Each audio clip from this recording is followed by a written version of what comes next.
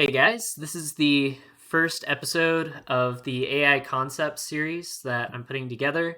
Um, I'm hoping to go over more concepts in the future regarding AI and AI solutions. If you're brand new to the channel and aren't familiar with the content that I put out on here, it's mostly informative and it's to help people learn a little bit more about software and not just software, but software concepts and best practices and whatnot. I'm here with Andrew Hinson today, and we're going to be talking about some AI questions and hopefully be able to answer some of your questions that a lot of people do think about whenever it comes to AI concepts and what does it mean when we're talking about artificial intelligence and machine learning.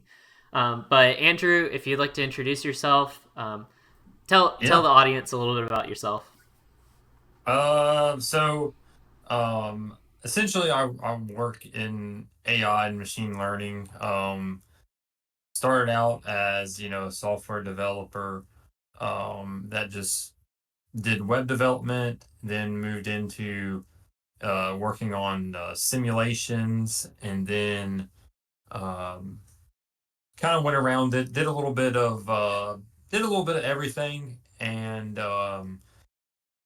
did some mobile apps, did some VR work, and really got into AI. And so I've kind of been working in machine learning, I guess, for I don't know, I guess pretty close to 5, 6 years. So 5, 6 years working in machine learning. So yeah, I kind of do a little bit of everything from research to making models, to deploying models, making sure they work in back end systems. I can even write some front end stuff every now and then if I have to. Uh, Really just kind of run the whole gambit. So you're talking about machine learning and AI. Uh, what got you into the field of machine learning and artificial intelligence? Was there something that kind of sparked that? Um, so it I've always kind of been fascinated with AI. And when I say AI, I mean some of the like not fancy stuff that a lot of people may not even consider AI. Like for instance, I've always been a big fan of how video games do certain things. Anytime you're playing a video game and you have like an enemy AI or an enemy bot or something like that, I've always been interested in like autonomous agents and how things can act like they have a um you know actual meaning and like personality. So like one thing that sticks out to me is the OG Halo had a really good enemy AI, and anytime you like would throw a bomb or anything next to an enemy, it would like realistically roll in a smart direction. The original Fear game has like of extremely good finite state machine, and like it's super well known. One of the best implementations of game AI. And so that kind of got me into it. And then I was working in simulation stuff, and I was doing AI projects on the side, because it's always interesting for me to see an algorithm or a model that learns. Um, and so when you first start, it's like, oh man, you can create all these cool models that can do all these things and they can learn. And you're like, it's kind of like you're creating like a little mini being that can only do like one thing, but it tries to learn that one thing pretty well. Um, I just kind of got curious on the algorithm side and wanted to kind of dive into that realm more. This was before. the big AI boom. So this was before all the language models. This was before Chat GPT. Um, so this was back when, you know, I think TensorFlow one um was around. That was kind of the main thing, and then right before TensorFlow 2 came out is kind of when I was on the scene. So I had that fun transition, and uh, I saw PyTorch kind of come to rise and things like that. So that's kind of what got me interested. I've just always been interested in algorithms and things that could simulate they were acting or being somewhat on a human level, even though no AI model we have is even close to um, a human level at all. Yeah, some of the stuff that ChatGPT is spitting out nowadays is pretty questionable whenever we're just Oh asking it simple yeah, questions. yeah. It ain't too good. So, whenever you're talking about AI and machine learning, is there any? I'm guessing there are differences between the two. How do you distinguish artificial intelligence and machine learning? I think it really comes down to certain people that you talk to. Um, my definition is artificial intelligence is the broadest umbrella, and everything kind of fits within that one big umbrella. So machine learning would be an area that's under AI. And so the differences would be machine learning, generally speaking, is a set of algorithms that, something is training on data over time in order to learn something and predict and do something. Um, AI, on the other hand, is much broader. It does not necessarily need data to train on. Something that um, I it's always been considered AI, but I feel like most of the time people just mean machine learning. So people might not consider this AI anymore.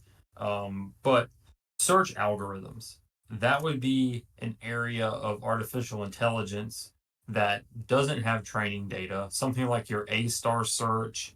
If you get really fancy with your heuristic function, you can make a very good search algorithm that behaves very, very well and can even fool someone into thinking, oh, this agent's acting on their own. Again, it's very popular in video games. Um, but I would say AI is a group of algorithms where you don't necessarily need training data. It might just be statistics or mathematical functions or graph searches, things like that. And machine learning is generally uh, algorithms that have to train over data and learn to fit some type of general function. So, whenever it comes to like different algorithms and whatnot, um, what back in the day, it seemed like a lot of games were developing these special kinds of algorithms, especially tuned for their enemies and sometimes the allies you're running against. If you're playing on Halo, you got your UNSC that are running around with you. Um, is that primarily where before the big boom of artificial intelligence overall, is that where most of the focus was, or were there a lot of people in the background trying to kind of push uh, the boom to happen, like make it happen? Yeah, it so I would say there's gaming was a big area. It always has been, but it wasn't the biggest area. Depending on what time frame you're looking on, AI has been around for a long, long time. Machine learning has been around for a long, long time. It just hasn't caught fire like it has recently. There's many reasons for that. We can talk about them, but I would say back in the day, um, there's different arguments to be made on this, but I would say arguably when it comes to a computer standpoint, AI and machine learning probably started around the 1940s ish. Um, uh, I say it's a little.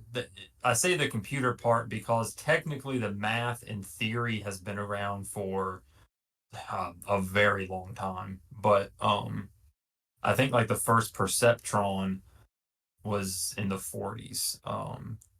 So a lot of the initial time in research was on, you know, search algorithms, not just for games, but a lot for GPS stuff. Um, I would say there was a lot of effort in um, what's called fuzzy logic, Mm-hmm. which um, is actually pretty cool. It's essentially like how do you blend states together and have a predictive system to predict certain states. One thing that comes to mind is like a self driving car. Um, you could have fuzzy logic, and you have your hard rules like um, don't go over this speed limit. Um, Stay or don't go above 80 miles an hour. Don't go below 50 miles an hour. And you might classify things as slow, kind of slow, fast, really fast. You might have your certain rules for turning angles, and you can blend those states together, and you can control a car on a road. Um, Obviously, not a real car. This would be probably like a simulation or something. Yeah. But that's kind of an example of fuzzy logic is blending these states. Um, and so that would kind of control, like mathematically control how fast or hard your car steers and things of that nature. Um, and so it was a way to kind of blend hardcore states together. That was really big. Um, and then honestly, a lot of it is just software and hardware constraints. People back, in the 70s and 80s, um, they couldn't do neural networks because they didn't have, NVIDIA GPUs that could process, terabytes of data. They didn't even have terabytes like to just work with all the time. It was expensive. Um, it was just not really feasible. So a lot of it was just increasing hardware, um, and waiting for the hardware to catch up with the theory. And once the hardware caught up with the theory, then you could really start making these machine learning algorithms. But back in the day, a lot of it's search algorithms, fuzzy logic. It's all building up to what we have today. Nothing today is completely brand new in the sense that the theory and the concepts have been around. There's definitely new things as far as like tweaks to architectures and like tweaks to algorithms and new algorithms. Uh, but the fundamental concepts are, all from the math and statistics and stuff back from, the 40s. Um, so yeah, everything's been building up to what we have today. That's kind of crazy to think about because, you know, there's a lot of buzzwords and words on artificial intelligence kind of floating around today. And it wasn't even a thought in the mind. I mean, you have like sci fi movies that are like Terminator, or you have all these other, um, like even the Matrix, for example. Matrix is a huge one. There's all sorts of like artificial intelligence being all scary, and it's an idea, and it was all sci fi. And a lot of people had alluded to it. So it's kind of crazy to think that all that math had been sitting there for so long, and now that we're actually able to like do stuff with the GPU power that we have nowadays, we can actually put it into action. That's like really cool. Yeah, and like a lot of these language models use transformer architectures, which didn't exist until 2017. Uh, but they were founded on a lot of older style research and math that's been around for ages. It's just we didn't have the GPUs and we didn't have the hardware to really support these large transformer based architectures. Um, so it a lot of it has been hardware's been catching up. And there's a lot of new ideas that are tweaks on old ideas.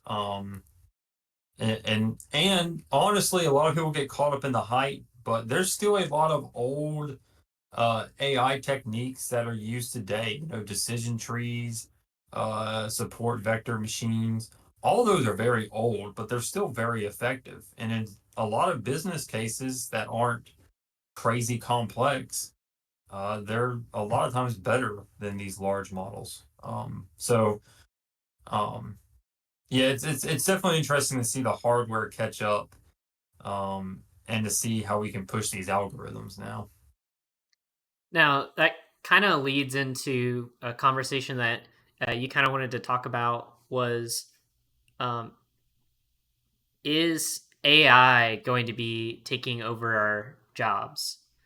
Is it at this point because we've had like the ability to actually produce actual models and things that are like able to do crazy stuff like llama and we have dolly and we have chat gpt. A lot of people more people know about chat gpt, uh, but having all these crazy models that are able to do things for us. I know there are controversies on dolly being able to generate art on the fly for you and kind of taking artist jobs. When it comes to software development, uh, how how is that going to kind of get into other job fields? How is it going to affect software engineers?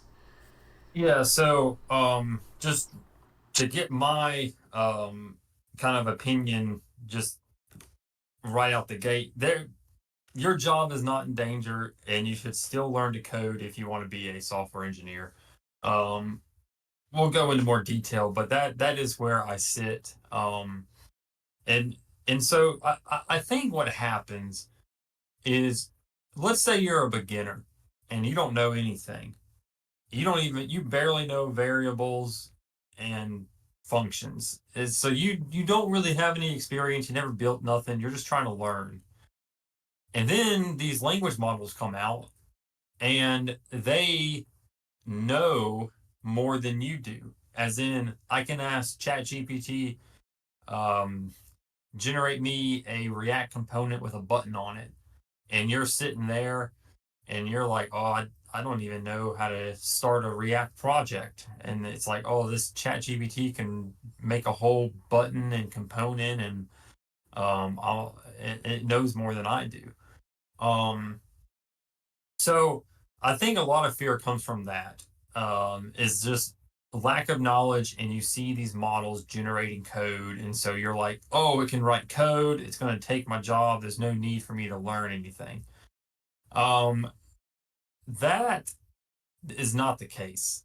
When the model may be able to generate code, but it can't think and create full products, and it doesn't know where the code goes. It doesn't know the best code to write. It writes pretty bad code, lots of vulnerabilities, lots of bugs. Um, But if you're a junior, or even below a junior, and you're just dipping your toes in the water, it can be very intimidating because you're like, oh well, let's extrapolate and be like, oh well, Chat GPT gets X amount better. Uh, it'll just outcode me, and there's no future for me. And that's just not the case. Real developers know a few things that kind of keep things sound. Uh, One, coding is not necessarily the end all be all. there's a lot of things that the models do uh, well, like make your React components and make make some basic things, but the code is not everything. You have things like requirement gathering, figuring out like the software architecture, figuring out the design of the software system, database hookups, a ton of stuff that the models just can't do. And uh, you might think, well, maybe the models will get that good and they can do all that. Um, we're a long ways off from that. If that ever, even if that does happen, it's just a productivity enhancer because you as a human still have to know how to fit all these things together. And you still need to know how to debug these systems. Someone has to debug this awful code that these AIs are generating. At some point, the system's going to break and you're not going to be able to fully automate it. And another thing is these AIs are just trained on, uh, if they're trained on GitHub and Stack Overflow and all this stuff, you know how much bad code these things are being trained on? Um, I I barely trust ChatGPT and other language models to generate anything outside of boilerplate. Like, what I mean by boilerplate is, just maybe function stubs, like functions that don't have any logic in them, just make the names and I'll fill in the logic. Um, I essentially use it as a fancy autocomplete. Um, and that's kind of where I see it because there's so much to software. Like, your AI doesn't know how to do a multi-threaded application. Not a real one. Not a real multi-threaded application that's got, X amount of services talking to each other. Um, it just it can't do that. Maybe one day, and I'm still not worried if it does do that. It's because writing code, if something can make me write code faster or help me debug something faster, that's a productivity enhancement. I can now make more code. I can make more features. I can satisfy business requirements better. I can launch websites faster. I can deploy models faster. It's a productivity enhancer. I, my theory is if you were to take a survey and it asks the question, is AI going to take over your jobs in the next, I don't know, 5 to 10 years? I think most juniors, this is just a guess, I think most juniors would say, yeah, it's going to take my job and I'm worried about it. And I think most senior-ish people would be like, no, I'm not worried at all about this thing taking my job.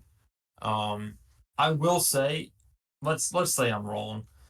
Um, if I'm wrong, and AI is truly going to automate and be as good as a human at every task, talking to people, requirements gathering, turning requirements into features, coding features, deployment, customer changes requirements on them. If it can truly do all that, then we've probably reached general intelligence of some format, and it it's not software developers that are going to be in danger. It's literally every single job except for maybe something that requires a lot of like hand-eye coordination and mechanical skill.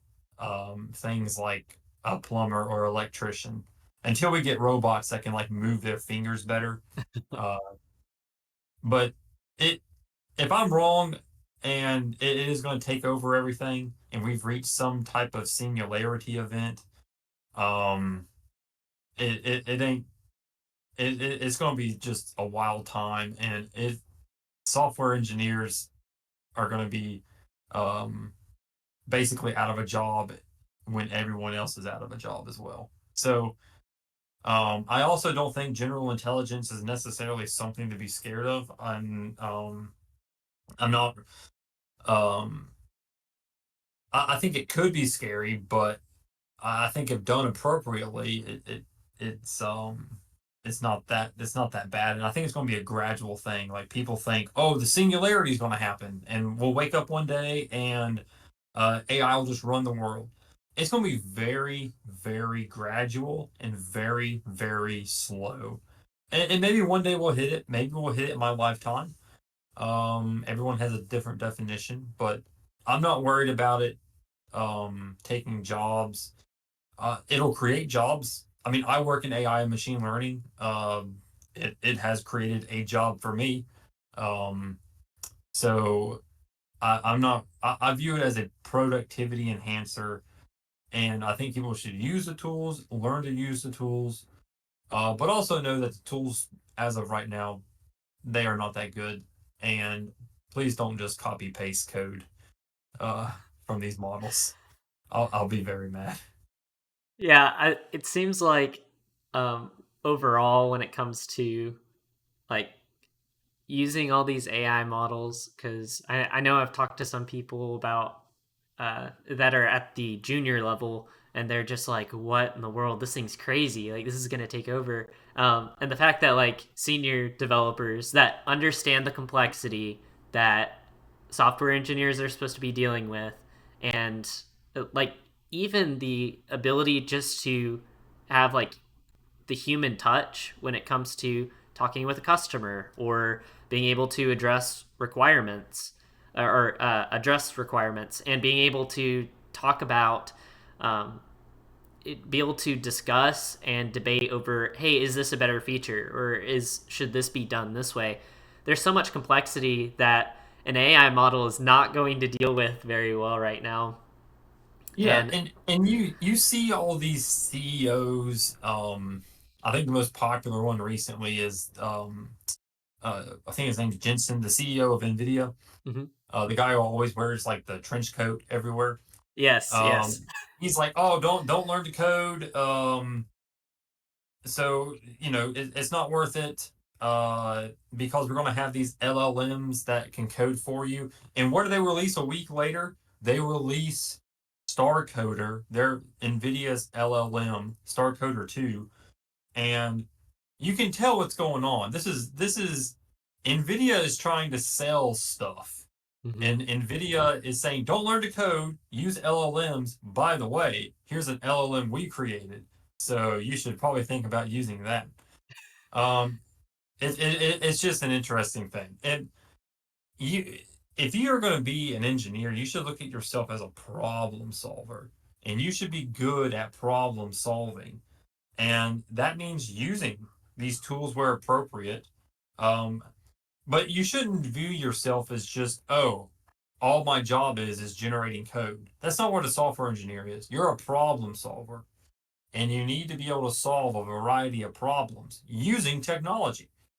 So it humans are just so much better than uh, AI is right now, and there, like you said, the whole emotional component and requirements gathering and the back and forth between customers. It's going to be a long time before we can automate that, especially with requirement changes and knowing where to stick this generated code and all the bugs this code makes and fixing bugs. It, it's just that our jobs ain't going anywhere. And all these people that are making these AI models are human. Like it's creating jobs in some sense. Um, I am sure some jobs may be not as important, or maybe a barrier of entry is lowered. Um, so I'm trying to think of an instance of this. Maybe this is a bit of a long shot, but maybe if I'm trying to design a website and maybe I'm not a great graphic designer, uh, and I need some art done, uh, perhaps I could generate the art with an AI and not have to hire a human to make it. That's a bit of a long shot because it, if you need art that's very specific, um, you're probably not going to get that with um, an AI. But I think it might lower some barriers of entry. But I think it'll create jobs, and really not worried about it taking jobs away. Sweet. That's really reassuring. Honestly, for anyone that's a junior and that is questioning whether or not like your job's going away, or anyone that's just curious, that should give you some reassurance that like things aren't going away anytime soon. You're Yeah, and no good. one fired, at least to my knowledge, no one has fired their developers and replaced them with ChatGPT. That would be insane to do. That would be a disaster. Your company would collapse so fast. I would. I was gonna say I would love to see somebody try to start a company based off of just Chat GPT code or Llama Oh, it'd code, be or terrible. it would be a mess. Oh, I can And only then imagine. the new big thing is this Devon AI that Hmm. was released like 3 days ago or something like that. I heard about that And one. it's so if you don't know, Devon AI is basically a AI that you can give. It's labeled as the first software engineer, first AI software engineer, but that's not really true. That's a marketing ploy because it's an LLM and it's not the first LLM to generate code. Um, but they gave it a nice wrapper.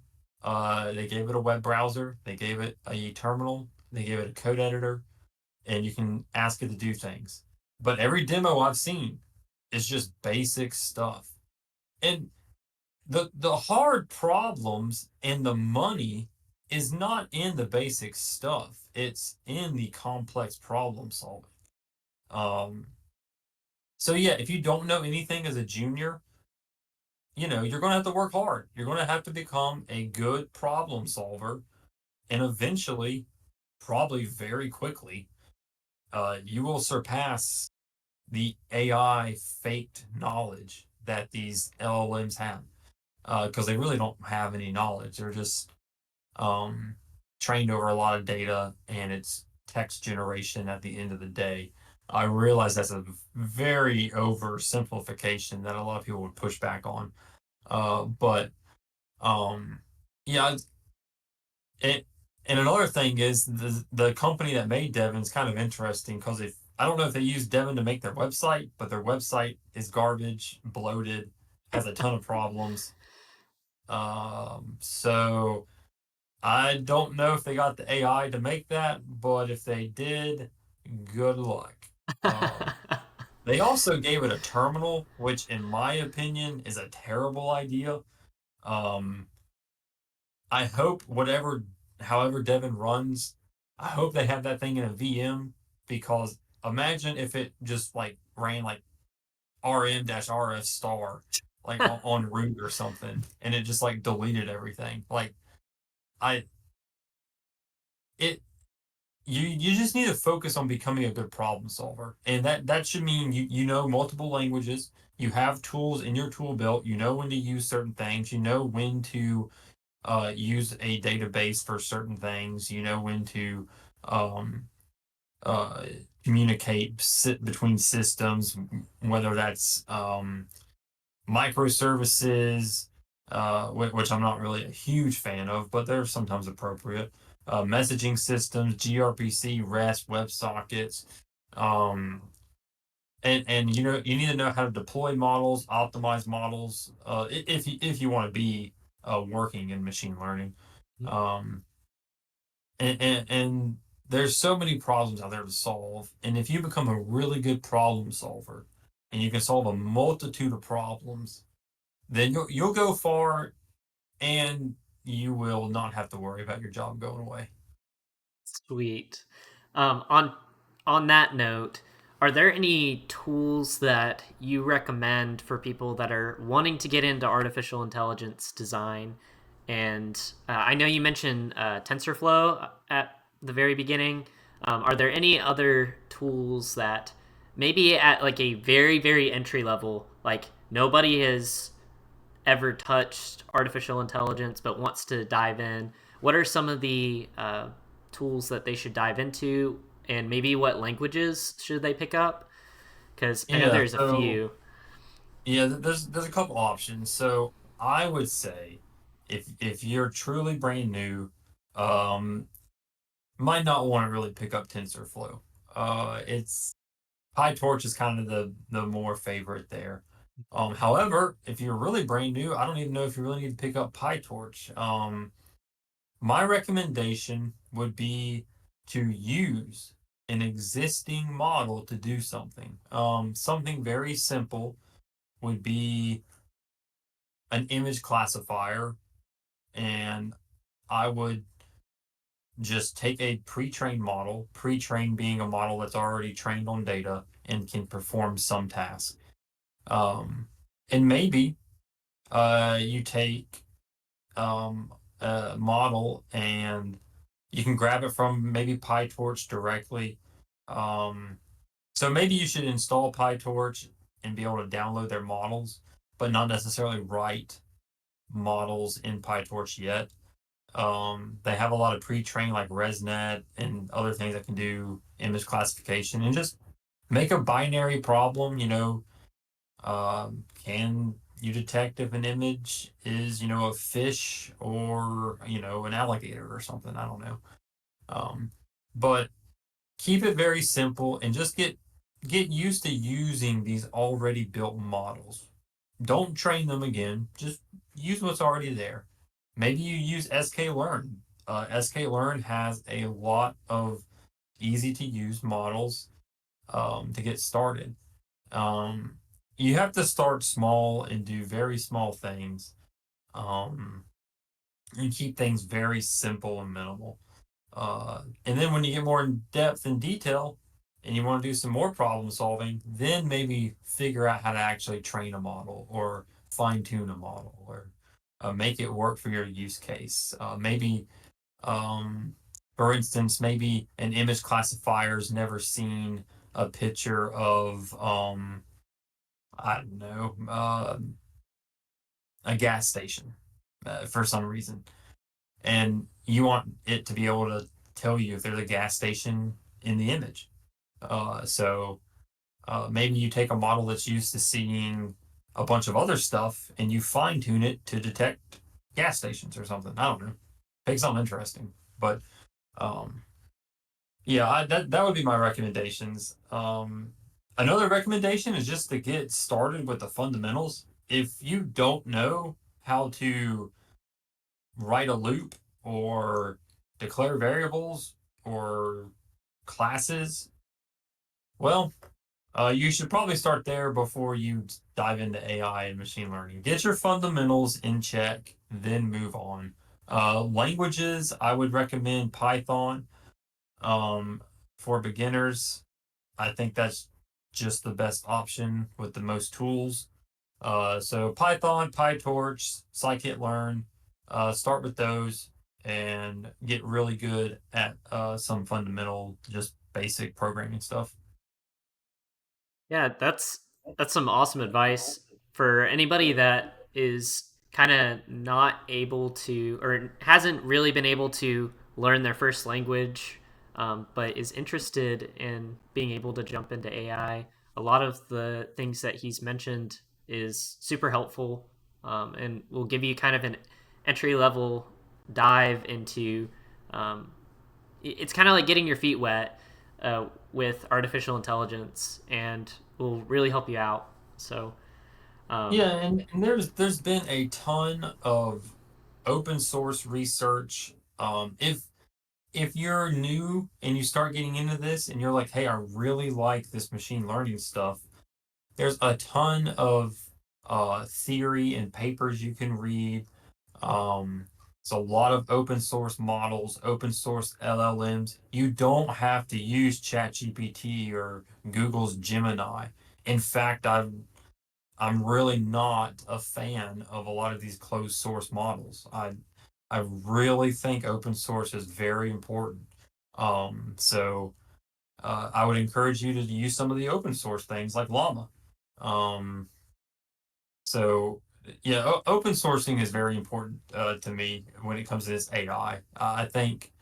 Um, I think when people talk about AI safety, I think that's a buzzword. I don't think that means anything. I think all AI safety means is we as a large corporation are going to make sure that you can't do and say or get certain results from our model, and we're going to make it to where it might have bias towards different political parties or bias towards not doing something that it probably should do or bias toward not telling jokes or something like that.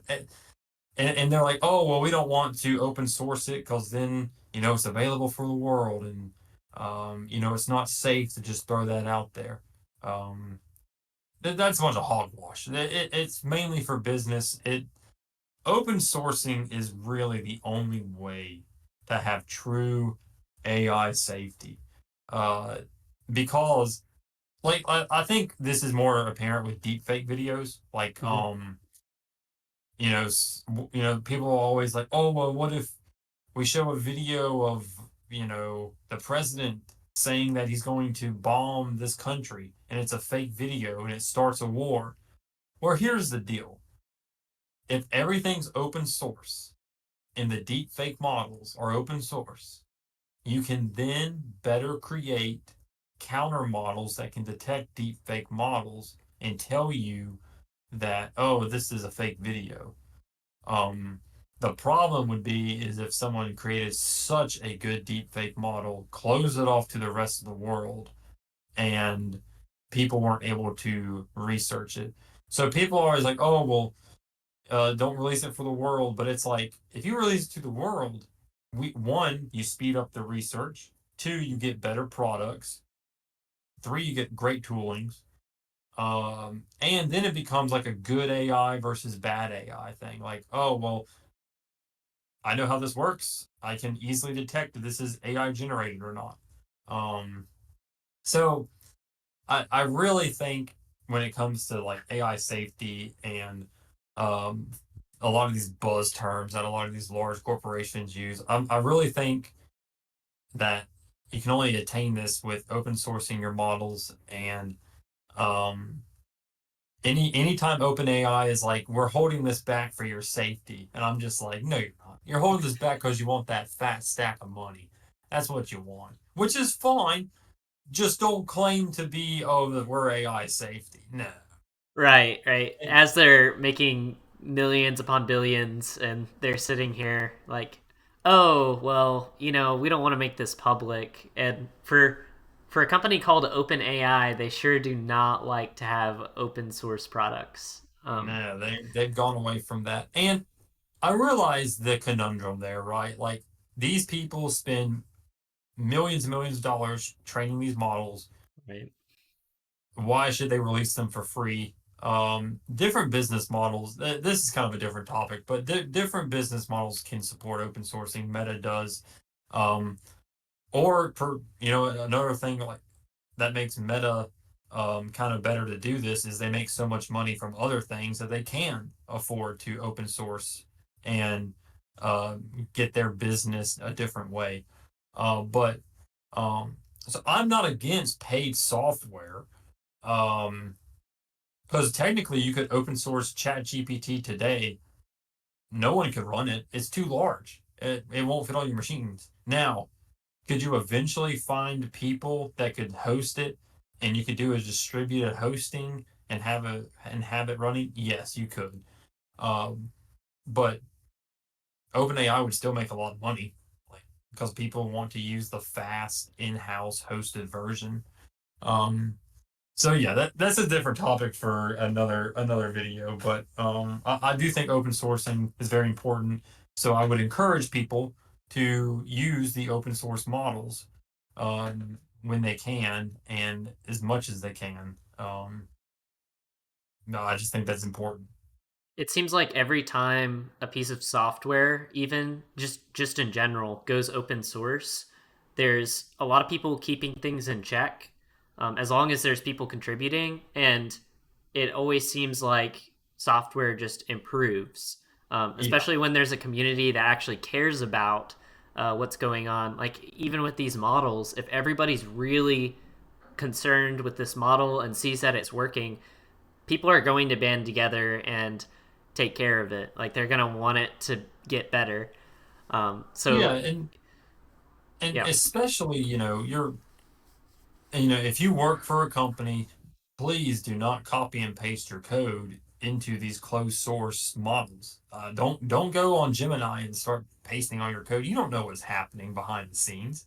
You can sign all the agreements and, oh, we're not storing or training on your. You can sign all the agreements you want, but they still get. There's been security vulnerabilities and they've been hacked and they've gotten certain prompts from users, and it's just don't do that. Don't put anything sensitive in those things. But that's also why open source models are great, because if your company wants to, or you want to for some reason, you can use a completely um, self-hosted, reliable system, and you can have an open source model, and you can paste all the you know company stuff you want in it because it's hosted in house and it's trusted, and you don't have that problem there.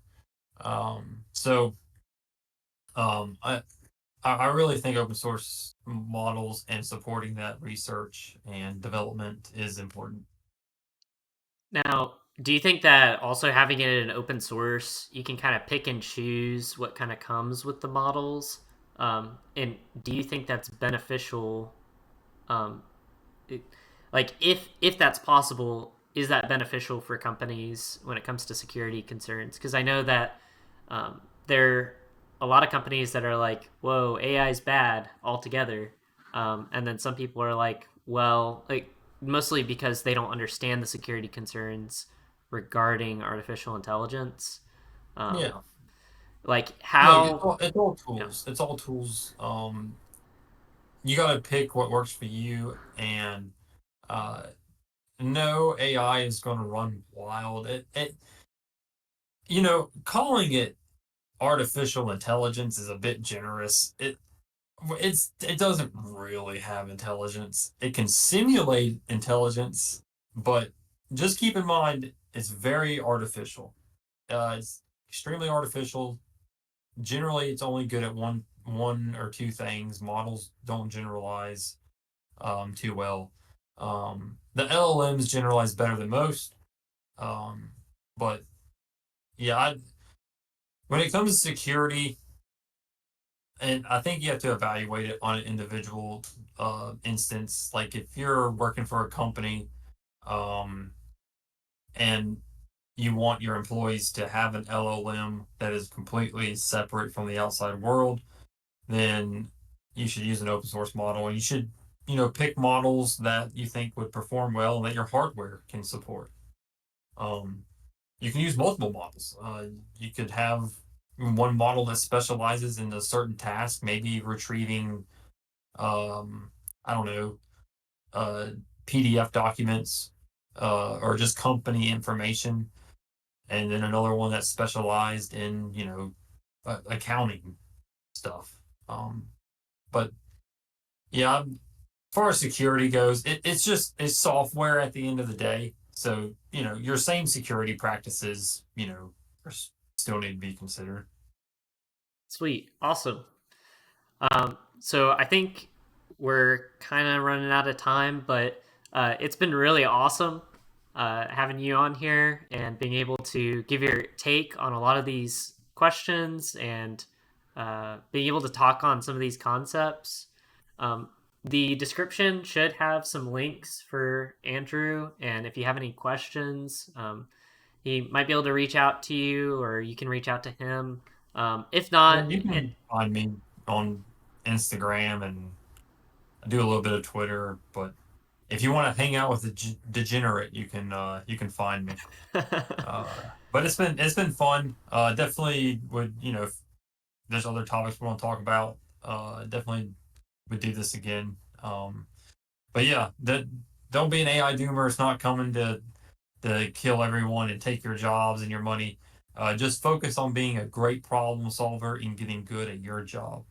Um, if that's all you take away from this, then that's great. Sweet. If you have any more questions for Andrew, and maybe you want us to start another video on another topic, feel free to put that in the comment section down below. Thank you guys so much for watching. Hope you enjoyed, and we will see you next time.